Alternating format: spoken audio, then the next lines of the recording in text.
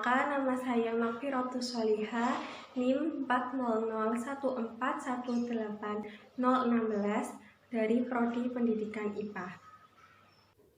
Perkenalkan, nama saya Mita Wayuningsih, NIM 40014180065. Perkenalkan, nama saya Habib Yaulfari, NIM 40014180054.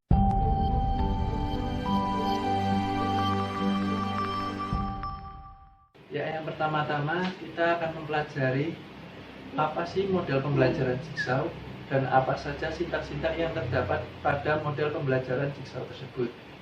Ya, yang pertama adalah model pembelajaran Jigsaw ini adalah pembelajaran yang memfokuskan pada murid atau peserta didik membuat kelompok belajar untuk berkolaborasi guna menyelesaikan masalah dalam sebuah grup kecil.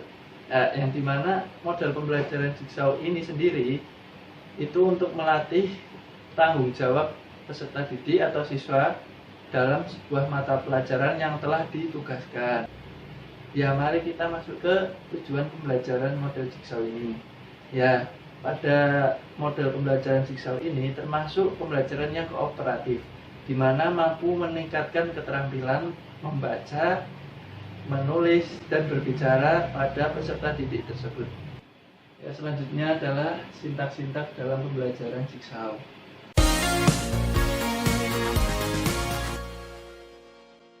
Ya, yang pertama adalah membuat kelompok heterogen atau membuat kelompok-kelompok asal. Ya, biasanya kelompok asal ini terdiri dari 5 sampai 6 orang.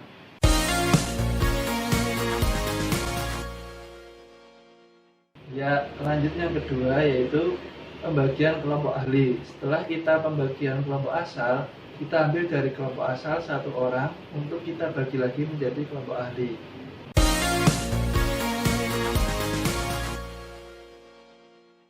Lalu yang ketiga yaitu pemberian submateri yang berbeda untuk setiap kelompok ahli.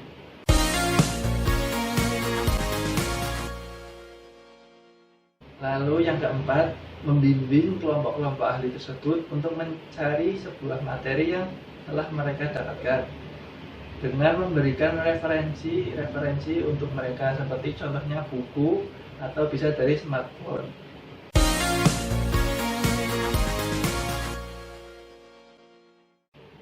Setelah kelompok-kelompok ahli itu berdiskusi, kita mempersilahkan kelompok-kelompok ahli untuk kembali bergabung kepada kelompok-kelompok asal yang telah dibentuk pada awal pembelajaran.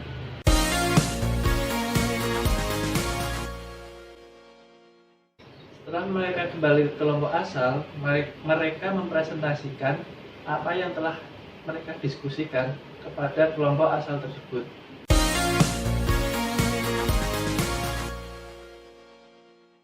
Kemudian setelah itu, perwakilan dari setiap kelompok mempresentasikan hasil dari diskusi mereka. Ya, dari kelompok asal mempresentasikan hasil diskusinya tersebut ke depan kelas.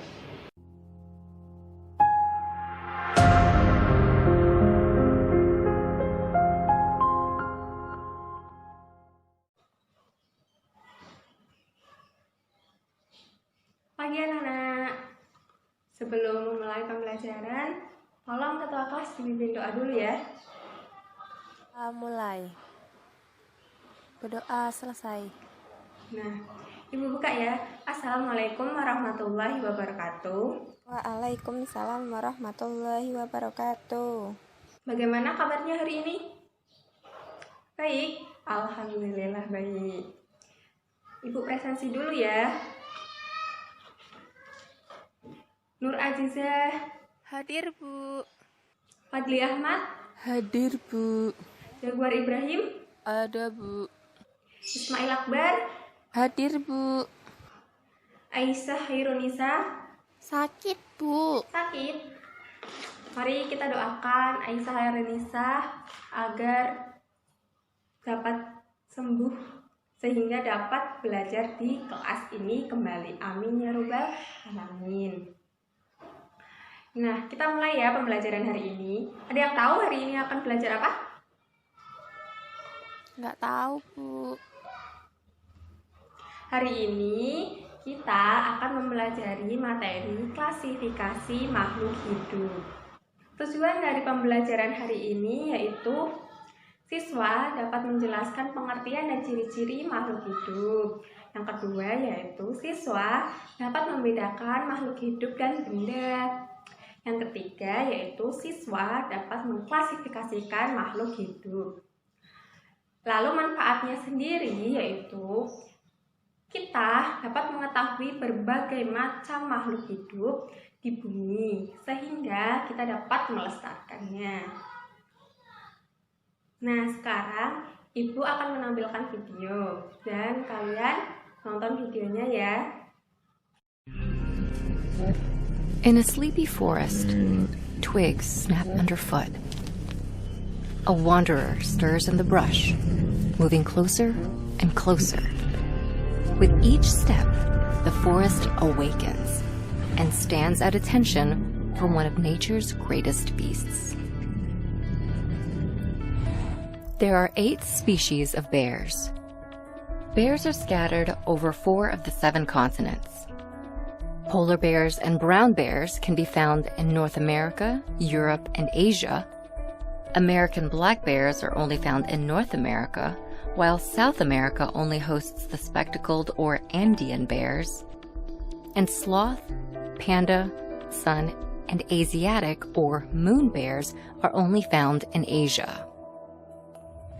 Bears come in a wide range of sizes. The smallest bear is the sun bear, with males typically growing up to 5 feet long and weighing 150 pounds. The largest bear is the polar bear. Males can average up to 8 feet in length and weigh up to 1,600 pounds, over 10 times as much as the sun bear.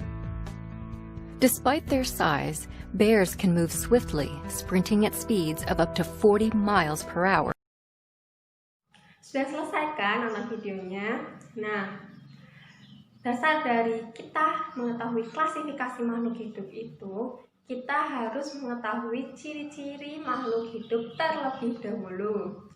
Nah, Ibu mau tanya nih, sekarang ada yang tahu ciri-ciri makhluk hidup apa saja? Fadli, silakan. Bernapas, bergerak, dan memerlukan makanan, Bu. Ya, terima kasih. Ada yang mau menambahkan? Ya, Aziza. Berkembang biak. Ya, terima kasih Aziza. Beri tepuk tangan kepada kedua siswa. Nah, benar apa yang disampaikan Fadli sama Aziza. Itu ciri-ciri makhluk hidup seperti itu. Lalu setelah kalian menonton video tadi, ada berapa macam beruang? Ya, Ada 8, Bu. ya betul, ada 8 macam beruang.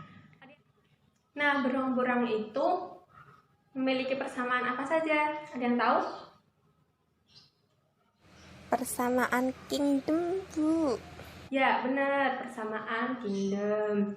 Kemudian, ada lagi? Persamaan familinya, Bu. Ya, benar, persamaan familinya. Jadi, persamaan-persamaan itu akan membentuk klasifikasi makhluk hidup. Seperti itu. Paham? Paham, Bu. Nah, hari ini pembelajaran materi klasifikasi makhluk hidup akan menggunakan metode jigsaw. Ada yang tahu? Apa ada yang udah tahu metode jigsaw? Belum ya? Jadi metode jigsaw itu kita akan berdiskusi. Jadi Ibu akan membentuk beberapa kelompok dan berdiskusi tentang materi yang akan dibahas. Yang pertama yaitu Ibu akan membentuk kelompok menjadi 3. Kelompok menjadi 3. Kemudian setiap kelompok diisi 3 orang yang Ibu ambil dari sesuai absen. Absen 1, 2, 3 kelompok 1, absen 4, 5, 6 kelompok 2, dan absen 7, 8, 9 kelompok 3. Kemudian setelah dibagi kelompok, ini disebut kelompok asal, seperti itu. Nah, setelah kelompok asal dibentuk, Ibu akan membentuk kelompok ahli. Kelompok ahli akan dibentuk. Kelompok ahlinya pun ada 3, karena kita akan membahas 3 materi. Nah, kelompok ahli 1 terdiri dari siswa absen 1, absen 4, dan absen 7. Seperti itu, paham? Gitu, terbagi. Kemudian kelompok ahli 2 terdiri dari siswa absen 2, siswa absen 5, dan siswa absen 8. Kemudian kelompok ahli 3 yaitu terdiri dari siswa absen 3, siswa absen 6, dan siswa absen 9. Kemudian, masing-masing kelompok ahli akan mempelajari materi pelajaran. Setelah kelompok ahli selesai berdiskusi, kalian nanti akan kembali ke kelompok asal. Jadi, kalian akan kembali lagi. Yang absen nomor 1 akan kembali ke 1, absen nomor 2 ya akan kembali ke kelompok asal 1, dan absen yang nomor 3 akan kembali ke kelompok asal 1. Dan begitu yang lainnya. Silakan dibagi kelompok sesuai urut absen.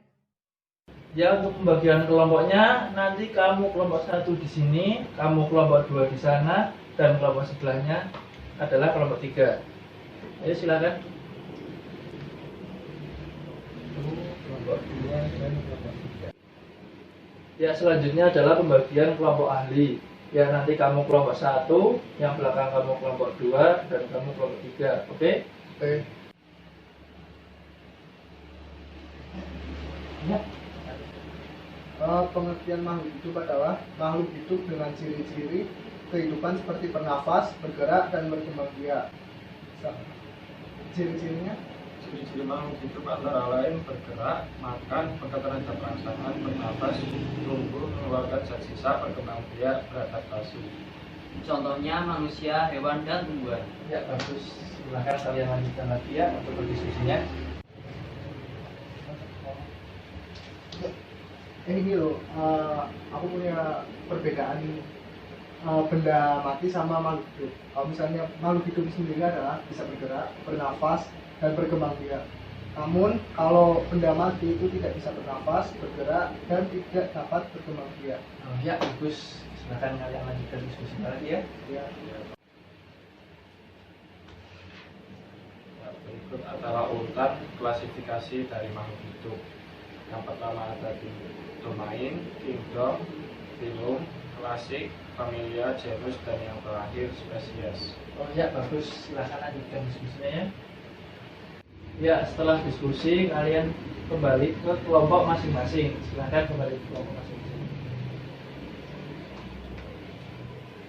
Anak-anak, kemudian kalian mendiskusikan dari hasil kelompok ahli tadi ke kelompok asal kalian masing-masing untuk menyatukan submateri yang kalian bahas tadi atau diskusi tadi dari kelompok ahli ya. Dan salah satu nanti untuk berpresentasi ya, salah satu kelompok. Oke, Ibu beri waktu 5 menit ya. Silahkan berdiskusi dari sekarang. Jadi teman-teman, dari diskusi kali ini saya mendapatkan materi tentang urutan klasifikasi, yaitu domain, kingdom, phylum, klasik, ordo, familia, genus, dan spesies. Kira waktunya sudah cukup ya, silahkan kelompok yang ingin maju. Oke, kelompok 1 silahkan maju ya. Ya, Assalamualaikum warahmatullahi wabarakatuh. Nah, di sini saya akan mempresentasikan materi yang tadi barusan saya diskusikan sama teman-teman. Yang pertama ada ciri-ciri makhluk hidup, yaitu bergerak, bernafas, membutuhkan makan, terus berkembang biak dan tumbuh. Kemudian yang klasifikasi makhluk hidup, yaitu ada domain, ada kingdom, ada phylum, klasis, Ordo, Familia, Genus, dan Spesies. Oke, terima kasih. Assalamualaikum warahmatullahi wabarakatuh. Terima kasih untuk kelompok 1. Beri aplaus ya. Sebelum Ibu akhiri pelajaran hari ini, Ibu simpulkan ya. Klasifikasi makhluk hidup adalah bergerak, bernafas, membutuhkan makanan atau nutrisi, tumbuh dan berkembang biak, melakukan metabolisme, menyesuaikan diri dari lingkungannya yang biasanya disebut dengan adaptasi.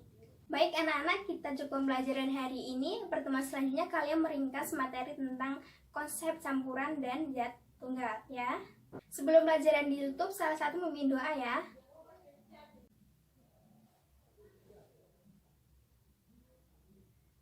Ibu yakin yang disampaikan pada pelajaran hari ini bermanfaat. Jangan lupa tetap belajar, jaga kesehatan. Terima kasih dari Ibu. Sekian. Wassalamualaikum warahmatullahi wabarakatuh.